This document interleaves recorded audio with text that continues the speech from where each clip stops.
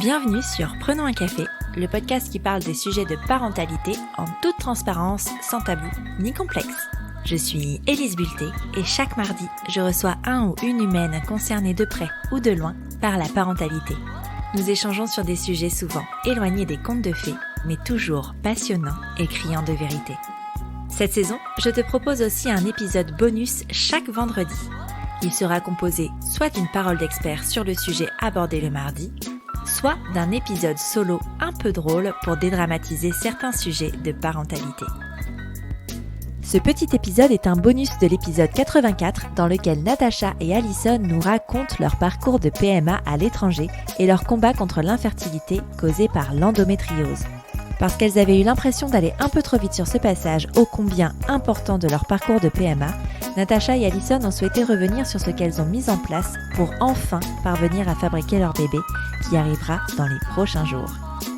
Entre traitements prescrits par leur médecin et techniques de bien-être, en passant par un arrêt de travail et un accompagnement psy, elles te disent tout sur ce qui les a aidées. Tu pensais être seule à galérer ? Mets tes écouteurs et prenons un café. Non mais concrètement, du coup, une fois que ce diagnostic d'endométriose est reposé, donc en Espagne, où il est pris en compte, Oui.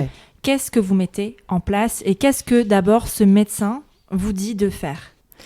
Alors, donc tout de suite, ils mettent en pause mon système hormonal. Ils me mettent en ménopause artificielle. Donc la vraie ménopause comme on les aime, avec tous les symptômes qui vont avec. Donc bouffée de chaleur, tout ça. Donc je prends on appelle ça du décapeptyl.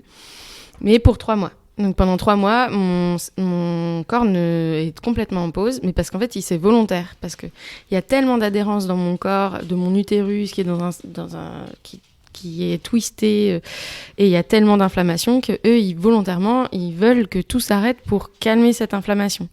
Et en fait, on prend vraiment conscience que l'endométriose, c'est de l'inflammation. Le corps inflammé, c'est de l'hypofertilité.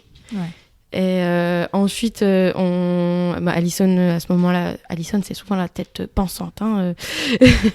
Elle se renseigne beaucoup plus sur l'endométriose que ce qu'on avait fait avant. Et donc, on travaille beaucoup plus l'inflammation. Donc, alimentation anti-inflammatoire, pas de sucre, pas de gluten, attention aux viandes. Voilà, il y a plein de choses à mettre en place.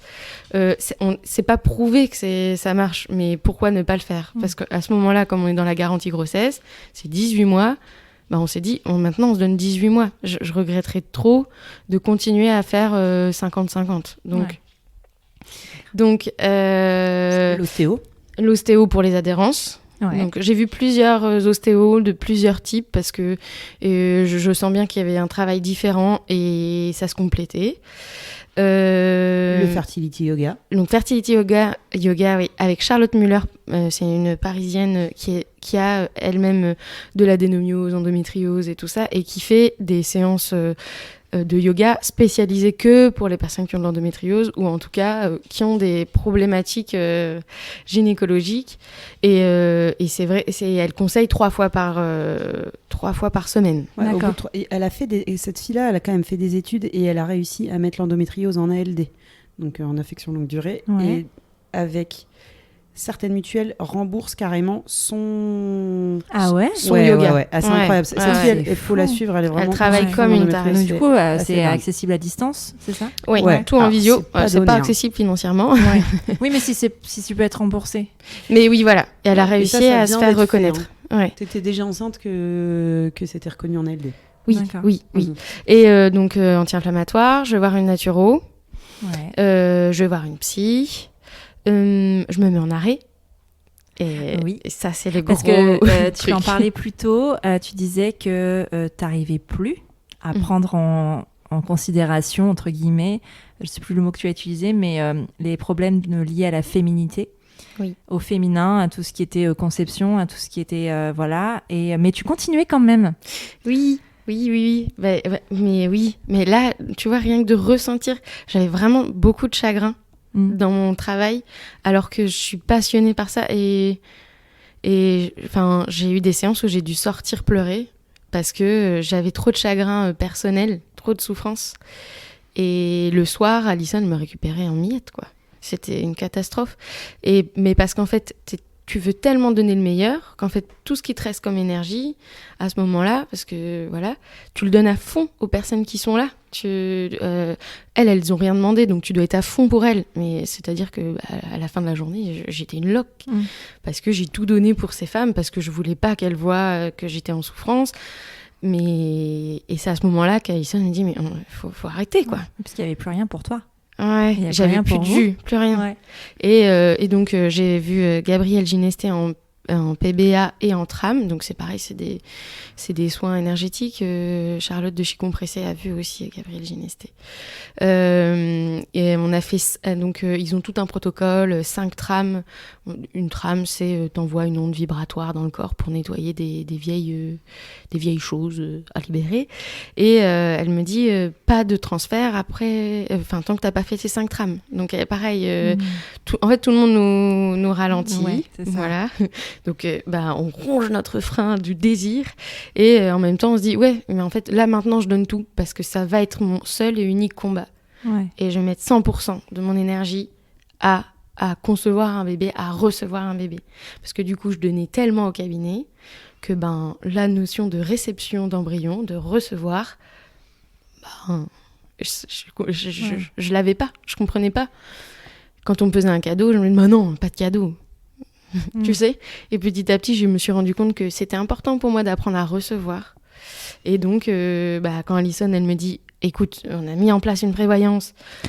Ouais, parce que ça joue, hein. C'est un truc quand même, il faut y penser. Parce qu'on n'y pense pas assez quand on est à son compte. On ne pense jamais. Parce que c'est vrai que quand tu es salarié, tu n'y penses pas. Je veux dire, t'en arrêt, tu vois, t'es payé par la sécurité sociale et c'est génial. Sauf que quand tu es à ton compte, c'est pas le cas. Donc, tu avais mis en place en prévoyance. C'était vraiment pour ça que tu avais eu une prévoyance ou tu l'avais déjà avant? En fait, moi, j'ai commencé mon activité juillet 2020. Ouais. En tant que kiné, et on en prend une. Kiné, comme toutes les professions, mais c'est vrai que c'est plus... Nous, on nous en parle dès nos études, faut prendre une prévoyance et tout ça, machin, donc j'étais déjà renseignée et tout. Et donc, je la prends en juillet, et avec le conseiller, je lui dis, écoutez, j'en veux une aussi pour ma femme, en même temps, parce que c'est vrai que financièrement, c'est un coût. Et encore que... Finalement, encore. Ça dépend. Aujourd'hui, tu te dis, en fait, c'est rien du tout par rapport à... Mais le coût de la prévoyance, c'est en fonction de ce que tu demandes. Ouais. Donc, j'ai mis au ras des pâquerettes et aujourd'hui, je regrette un peu parce qu'on aurait pu demander un peu plus. Mais bon, c'était quand même un coût. Enfin bon, bref, on pensait pas s'en servir. Et du coup, j'ai dit, tu prends. J'ai dit, tu vas être enceinte, machin. On sait jamais, c'est au besoin. Il faut préciser que notre médecin généraliste qui nous a accompagnés, qui nous faisait des injections régulièrement, elle voulait déjà elle arrêtait pas de me demander, mais t'es sûre? Parce que en fait, à chaque fois que j'allais la voir, je pleurais. Et t'es sûre? Tu veux pas te mettre en arrêt? T'es sûre? Et à un moment donné, c'est Alison qui dit, elle se met en arrêt. Ah. Il faut qu'elle se mette en arrêt. Ouais. La tête pensante, bien pensante. Ouais, c'était plus possible. Mais ça faisait des semaines que je disais, faut que t'arrêtes. Mais bon, entre le temps de l'intégrer, je pense qu'elle avait du mal. C'est vrai qu'elle a construit son entreprise en 3 ans, enfin même plus. Et là, au moment où ça explose vraiment bien, t'arrêter. Je comprends. Oui, et puis en fait, moi, je les aime, les gens que je vois. J'ai beaucoup d'amour pour les gens que je vois. Alors, c'est comme si c'était un peu une rupture amoureuse. Ouais. T'as l'impression de les abandonner un petit peu. Ouais. Et c'est horrible, mais je pleurais et tout. Et je demandais à mes copines de m'aider à annuler des séances, à écrire des textos pour moi, pour comment je pouvais arrêter cette entreprise. Enfin bref, c'est pas le sujet. Mais... Non, mais si, ça reste un petit peu du sujet quand même. Ça a été un point important. Arrêter de travailler et se dire, maintenant, ta préoccupation, c'est recevoir, concevoir et être un peu en paix avec toi-même, avec ton corps. Et donc, des massages. On m'a massé, j'ai fait des massages, j'en ai fait souvent. On a fait tellement de choses, on a mis tellement de choses en place. Et il faut de l'argent. Hein, c'est ce que j'allais dire, ça a un coût aussi finalement. Écoute, la banque nous appelait régulièrement. C'est vrai. En fait, oui, et après, tu vois, alors... c'est sans regret, quoi. Ouais. En fait, voilà, c'est c'est ça. C'est un C'est désir que qui de a pas de l'argent. prix. On a fait des choix, tu vois, on partait Ouais. pas en vacances. Enfin, on n'est pas parti en vacances, attention, on n'est pas malheureuse, mais tu vois, heureusement, son père, il a un truc dans le sud. Ouais. On Vous allait chez dépensiez un peu le moins. copain de ma ouais. mère, il a un truc au ski. Quoi, parce que Ouais. sinon, clairement. Oui. Oui, ça vous permettait quand même d'être assez confortable sur ça et Ouais. de pouvoir vous accorder des moments off C'était sans no- dépenser c'était de notre l'argent. choix- C'était notre choix de vie. Exactement. Après, Mhm. ça reste un investissement et c'est toujours un peu délicat de parler d'investissement quand on parle de donner la vie et de, Oui, oui. et Ouais. de bébé. Mais en même temps, même moi, je pense que ce sont des investissements nécessaires aussi dans le cadre d'un parcours plus classique, en fait. D'un Ouais. parcours sans embûches. C'est C'est des clairement. choses qu'il faut mettre en place aussi parce qu'on se rend compte que justement, quand on a un parcours sans embûches, on le fait pas parce qu'il n'y a pas d'embûches. Mais finalement, le résultat à l'arrivée, il n'est pas mieux, en fait, parce qu'on n'a pas fait ça, justement. Oui. Bah, la transparence psychologique, on en parle souvent avec la maternité. Et il y a aussi la maman d'Alison qui dit qu'est-ce qui se passe, c'est quoi le programme, expliquez-moi tout sur la clinique, ok. Bon, quand elle aligne autant d'argent, c'est comme si elle nous Aujourd'hui, mettait on le le top ferait pas. départ, tu sais. Ouais. Ok, go, lancez-vous à fond, allez-y à fond. C'est beau d'être... parce qu'en fait, je comprends... Bah, après, c'est parce que c'est hyper tabou de parler d'argent, mais en même temps, c'est un peu le nerf de la guerre, quoi, j'ai envie de dire, dans tous les sujets. Mais en même temps, cet argent-là, il n'y a pas d'argent sale, c'est de l'argent de l'amour, en fait. Et c'est ça qui est beau, finalement. Vous avez la chance d'être entouré de personnes qui peuvent se le permettre et qui peuvent vous aider. Ouais. Et en fait... je trouverais ça dommage de pas le signifier, en fait, de pas le dire, même sans parler forcément de montant, mais de pas Non, dire... mais pas le prix, mais Oui, ça, oui, on peut oui. le dire, tu vois. Ouais, ouais, Mais ouais. je sais pas, le prix. Mais tu vois, en termes de prix, si on prend les cliniques, et encore, je compte pas tout l'argent qu'on a mis dans les thérapeutes et les bazars à côté. Ouais. On a au moins 40 000 €. C'est fou. Mm. Waouh. Donc tu vois, l'investissement, on peut dire le mot. Ouais, non, mais on c'est a ça. investi sur un bébé d'amour. Ouais. Voilà, on a un Ouais. bébé d'amour. Bah oui. Mais Après, c'est tu trop vois, on le chouette. paye encore, mais Bon, la banque, franchement, elle a plus... enfin, Ouais, elle a plus trop de patience avec nous, du coup. On va pas se Mais- mentir. mais on sait que ça va se régler, quoi. Tu Oui. vois. Et puis cet enfant finira par travailler. C'est ça. Elle remboursera tout. Et on remboursera- on a prévu un prêt. Pas de livret pour cet enfant. Même pas, parce que je crois qu'elle a déjà... T'as déjà ouvert un truc pour elle, non? Non, j'ai déjà commencé à mettre de l'argent de côté pour le Oui. deuxième. Ouais. Ah oui, voilà. Oui, d'accord. Bon, une chose à la fois. Là, on fera un autre épisode si vous voulez. Bon, je pense que là, Ok. on a... Tu veux rajouter des Non, choses c'est sur... Ok, top.